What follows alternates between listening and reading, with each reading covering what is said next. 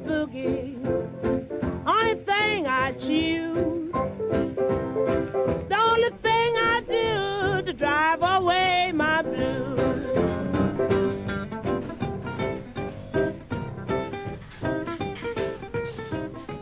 No, as I say, Alice, I can't speak for my predecessors, but I have got no problem with the figures coming in Monday morning. If it's not making a hole in your weekend, don't want to go messing up your love life or anything. You're joking.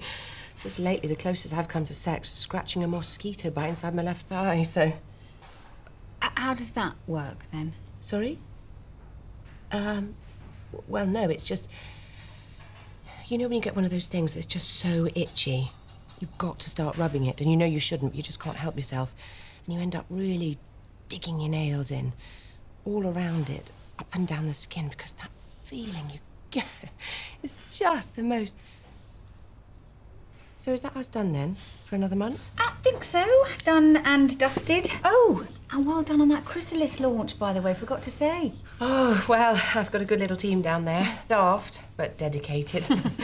I tell you what, Abby, if we hit the annual targets with a month to spare, you can come back just before Christmas with a large bottle of champagne. Yes, right. Well, I certainly would do. Definitely, If what? What? No, it's not something I like to discuss, really. Not everyone can deal with it is the thing, so... What? No, it's just that, unfortunately, December the 12th this year is the day the world's going to end. Pardon? I know. So, obviously it's not a very cheerful subject, but the date is quite clearly there in the New Testament for everyone to see, if you know how to interpret the prophecies. So, this is definitely it. Right. Actually, Abby, do you know what? It actually isn't. What do you mean? It actually isn't going to be the end of the world in December. Honestly, I promise you. Oh, no, it definitely is. No, it definitely isn't. No, it really is. No, it really, really isn't. It is, actually. OK. Well, I think we're going to have to differ on that one then, aren't we, probably, but... Well, it's a silly thing to argue about, isn't it, in the end? Because there's nothing we can do about it, after all, except just try and keep enjoying life to the full and, you know, treat every day... As if it were the last. No, that won't be till December the 11th. Right. OK, well, look, better be off. I may pop back on Friday to run through those sales figures. Yes, OK, Abby. Take care. Bye. Bye.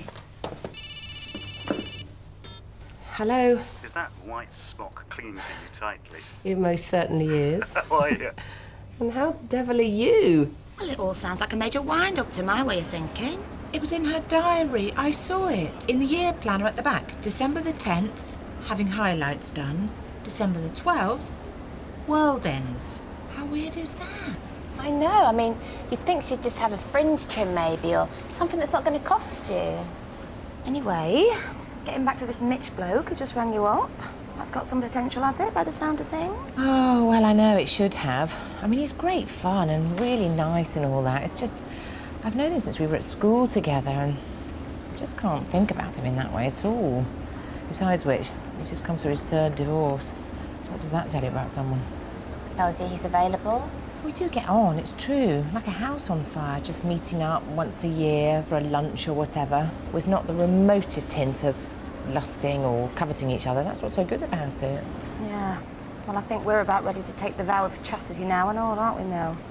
After our famous speed dating fiasco at the weekend. Yes, whose idea was that exactly in the first place? This will be a really quick, easy way to meet single guys. And now we know why they were single. Sunday afternoon, right, I'm being taken out for a nice quiet spin in the country by this bloke Marlon. And what happens?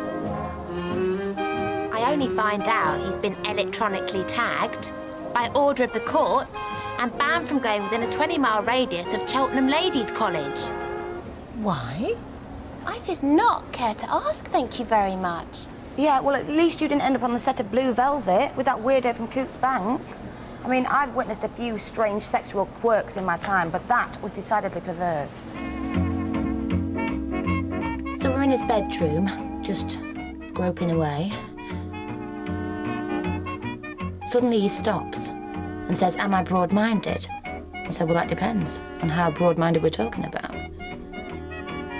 At which he goes out of the room and comes back in with this trunk. And you want to know what was in it? Go on. Nothing. So then he gives me the key and says what would really turn him on is if I would lock him inside and go home.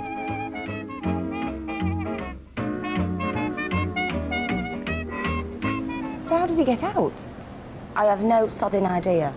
He's presumably still in there and loving every minute of it. Which only goes to show, I suppose, how little we understand about the workings of the male libido. Yes, madam, would you like to try that one out at all? So I'm giving her the whole picture, you know, the salient details of my life. My dead-end teaching job, my 3 failed marriages, how I nearly drowned that time when the boat went over in Malaga. She says, "It's all about you, isn't it?"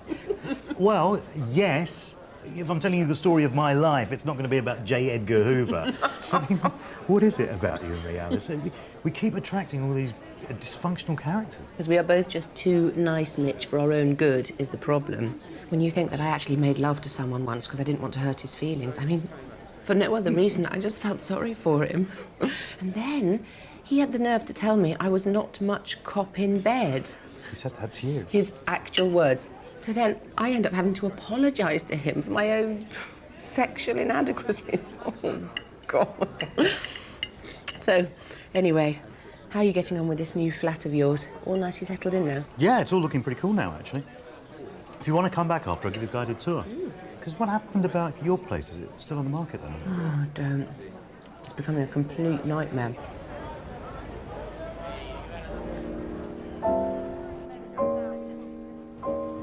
Rather foolishly took out...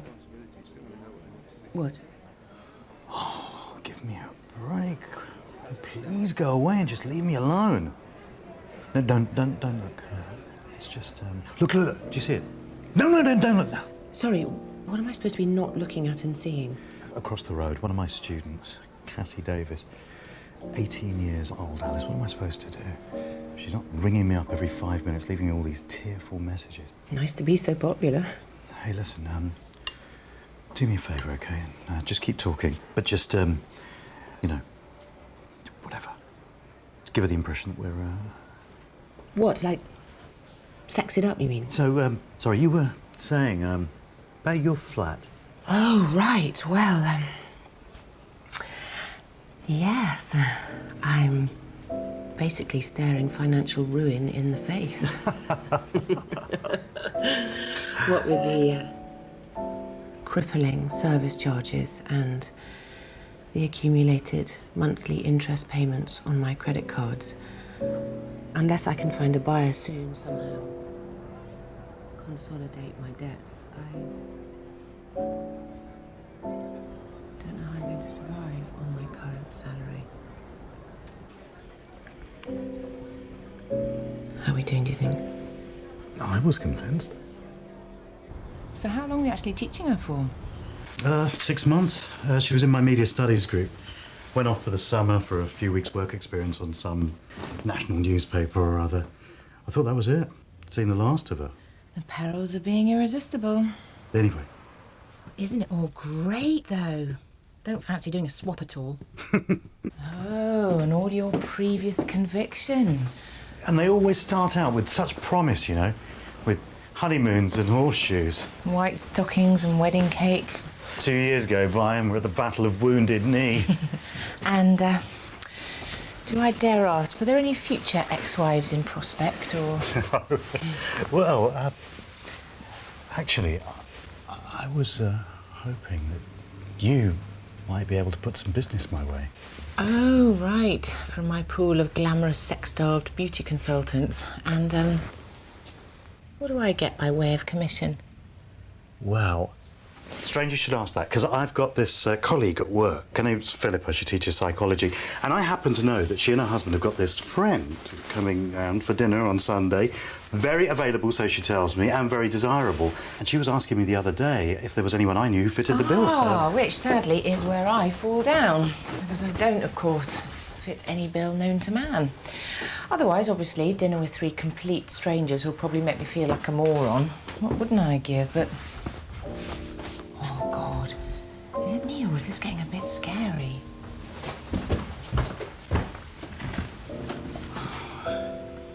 Maybe this time, what do you think, a bit of mouth-to-mouth? Oh, go on, then.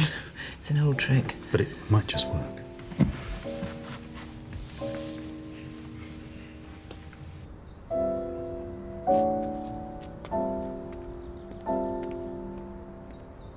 Red. I'm telling you, this is what... No, It's red. OK, look, here we go. Ali will know, won't you? And settle the argument for us.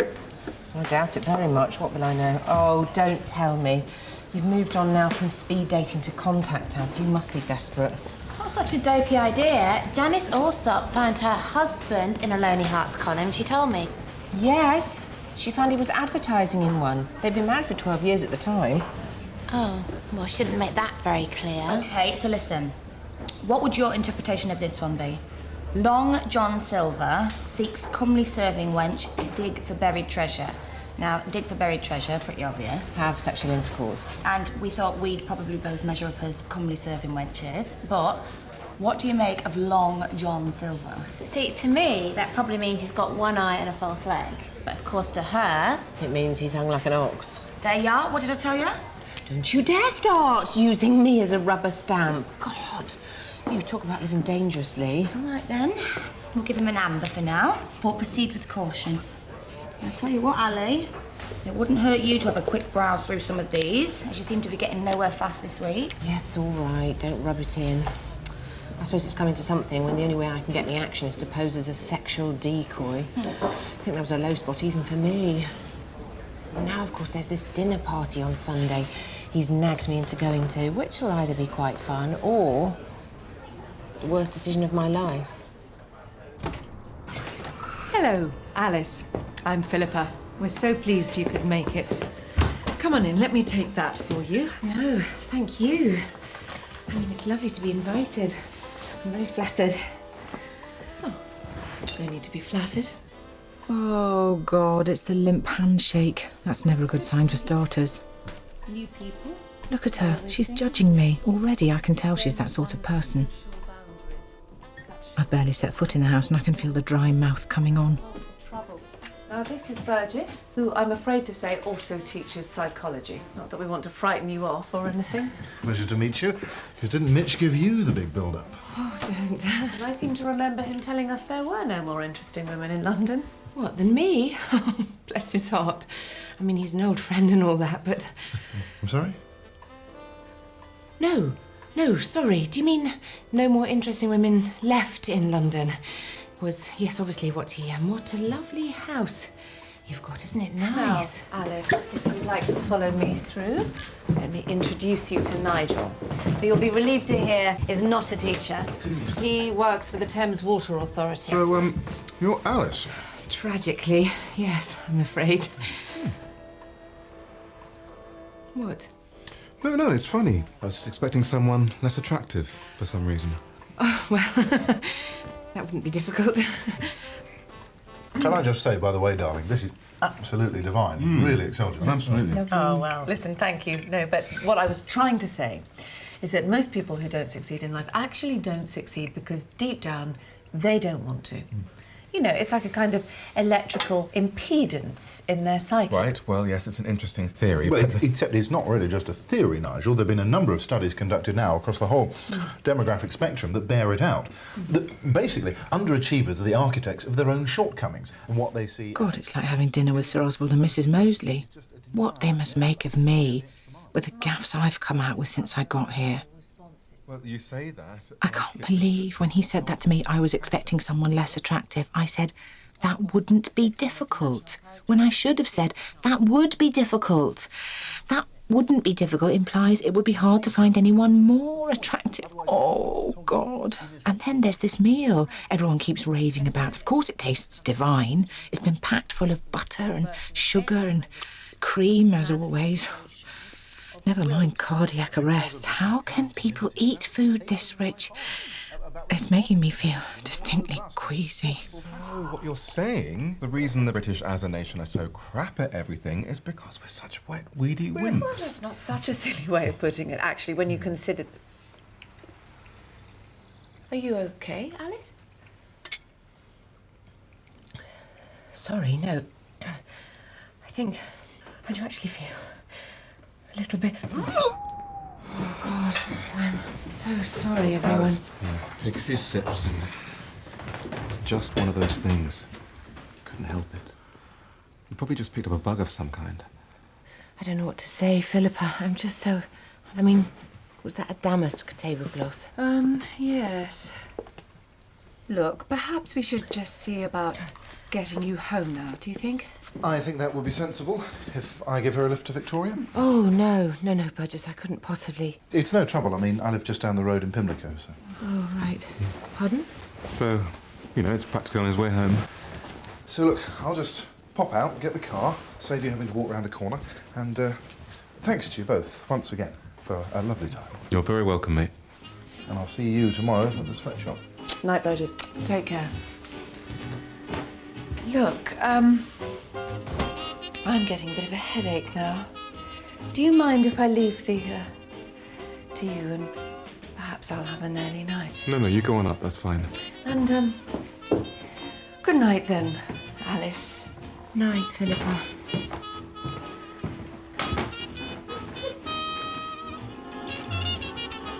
So, I suppose you and Burgess didn't really, We didn't really know. That's a shame.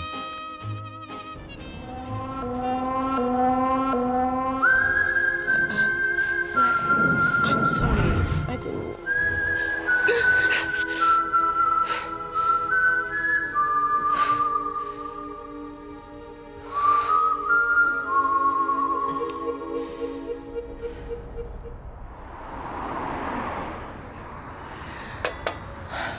Wow. This is all very civilised. Will it involve you ripping off my blouse at all and slobbering into my breasts at any point? No need, no. Actually, whatever we did seems to have worked. Phone calls have stopped. She finally seems to have got the message. So, you'll be relieved to hear we don't need to lay a finger on each other. Good. No, I reckoned a pot of Earl Grey was the least I owed you after that shambles of a blind date I put you through, for which I can only apologise most obsequiously. I know. I'd never have put that Nigel and Philippa together. They seem like complete polar opposites, but there you go. The mysteries of sexual attraction. Talking of which, I had a dream about you last night, actually. Oh, really? I'm sorry to hear that. Yes, well, it was a bit odd. Well, it would be.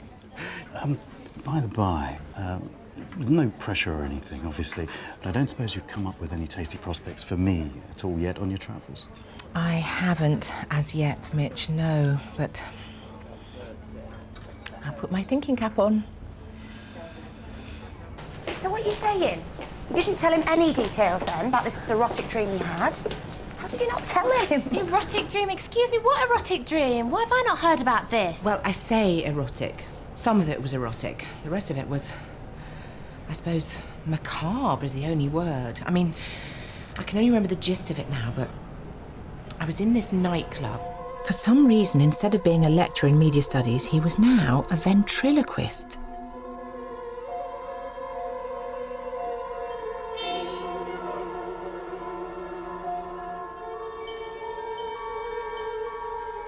And in the dream, I had so got the hots for him that after the show, I went backstage to say how much I'd enjoyed his act.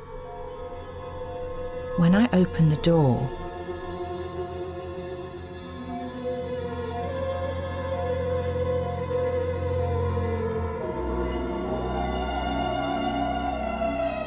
so then it got really awkward, and because, well, basically, I just felt sorry for him.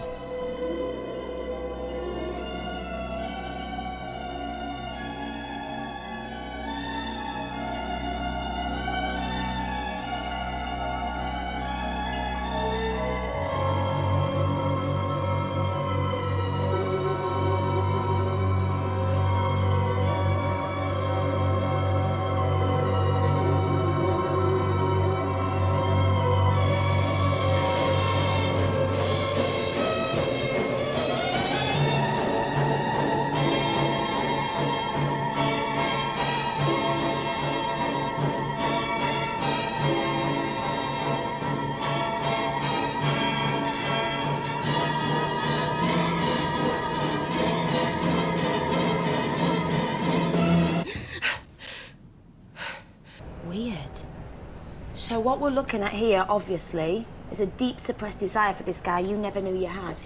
And just to cap it all, we've got this sort of agreement that we both try and fix each other up with someone. As dumb as that sounds. So, what you basically need is to come up with a real no-hoper. Someone he would obviously have no future with of any kind.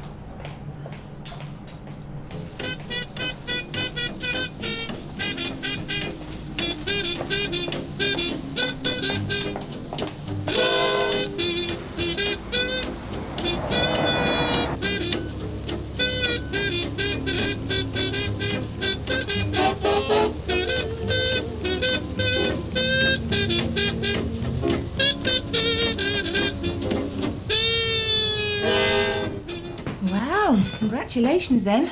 You certainly don't hang around once you get going. Aren't you just a bit worried, though, when she wakes up one day in December and finds we're all still here? She might wonder what she's let herself in for. Sorry? Oh, no, that's what I was coming to, actually. How grateful I am for that date you got me the other day with Abby, because... Are you Abby? It was definitely an experience meeting her, I'll give you that, although... The world's coming to an end on December the 12th. Really? I'm not sure we were ever quite on the same page. Have a good time. But on the subject of pages, if it hadn't been for her and that paper she left on the table, because I couldn't believe it, could I? It couldn't possibly be the same Cassie Davis. But no question, it was. Obviously, when she turned up at their office in the summer for that work experience, her potential had not gone unnoticed. And suddenly it was like, maybe I was a bit hasty, writing her off like that. It's Mitch. Right. This is your 18-year-old mixed-up, seriously deluded media studies pupil. Yeah, and I know what you're going to say, which one of us is mixed up and deluded. But I tell you, she has actually got a very balanced head on her shoulders. Balanced by a huge pair of knockers underneath, you mean? Yes, why am I struggling with this mental image of you and her sitting up in bed all night discussing Marshall McLuhan? Yeah, well, you talk about taking the initiative. I mean, I thought I was quite adventurous in that respect.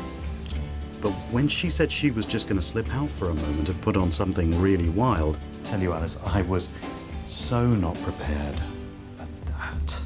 Our lips shouldn't touch. Move over, darling. I like it too much. Move over, darling. That gleam in your eyes is no big surprise. Oh, Cassie, let's get married! 'Cause you fooled me before. I know, I'm a slut. Slut? I shall have to wash my ears out with Dettol now, listening to that sorry tale. The workings of the male libido.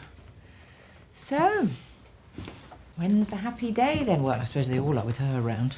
I mean, don't judge me too harshly, you know. Because the world's going to end for all of us one day. So why not grab it while we can? Grab it while you can. But first, you've got to find something to grab. Trouble is, where the hell do you start?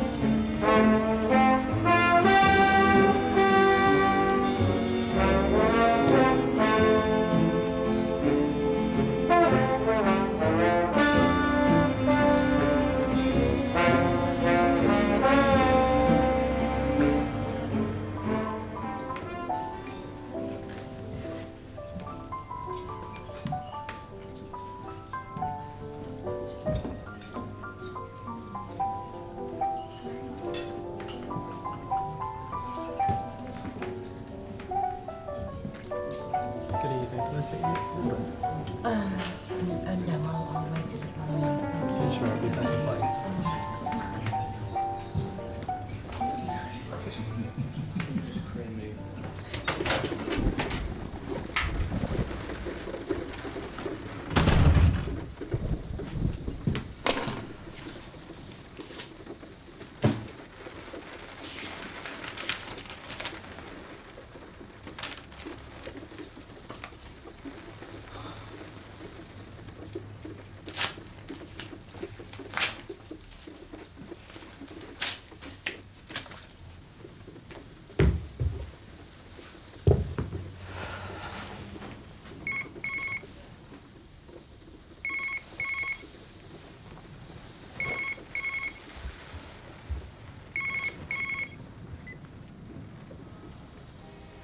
Hello? Speaking? Yes, I'm really sorry to ring you at this hour. My name's Lloyd Druitt. I understand you arranged to meet a colleague of mine tonight. I know from what he said, the letters and the conversations you had on the phone, just how much he was looking forward. I'm afraid this afternoon, I don't know if you told me about this meeting in town.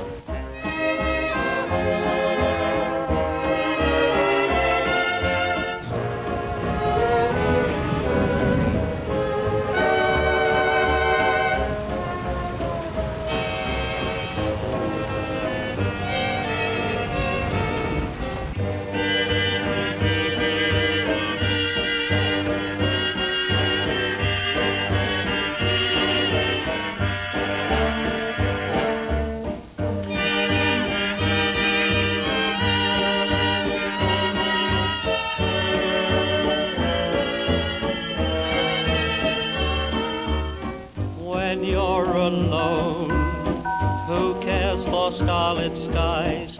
When you're alone, the magic moonlight dies. At break of dawn, there is no sunrise when your lover has gone. What lonely hours those evening shadows bring. What lonely hours with